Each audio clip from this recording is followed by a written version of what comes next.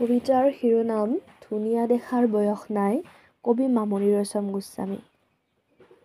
ধুনীয়া দেখাৰ বয়স নাই, ধুনীয়া ফল আৱতৰতো পকে। বাঁহী চোতাল শাৰী শাৰী নবোৱাৰীৰ যদি খহি পৰে উৰণি, ধুনীয়া দেখি।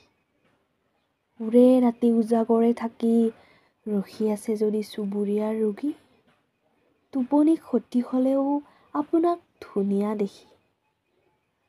বহু দূৰ বাটকুৰি বাই ভাগৰি পৰা নদীখনে যদি হঠাৎ ভাঁজ লয়হি, ধুনীয়া দেখি।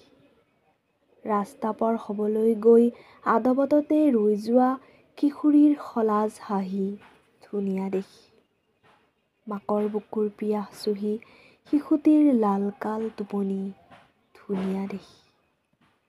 দোকানীয়ে হিচাপ ভুল কৰি বেছিকৈ দিয়া ১০০ টকাখন ঘূৰাই দিয়ে যদি, আপোনাক ধুনীয়া দেখি। ঠিকনা ভুল কৰি অহা চিঠিখনক যদি আপুনি সঠিক বাট দেখুৱায়, ধুনীয়া দেখি। ধুনীয়া দেখাৰতো বয়স নাই। ধুনীয়াৰ অমৰাৱতীত কাৰোবাৰ মুদ্ৰাডোখো আপোনাৰ ভাল লাগি যাব পাৰে। ধুনীয়াৰ বাবেই আপুনি আকৌ প্ৰেমত পৰিব পাৰে।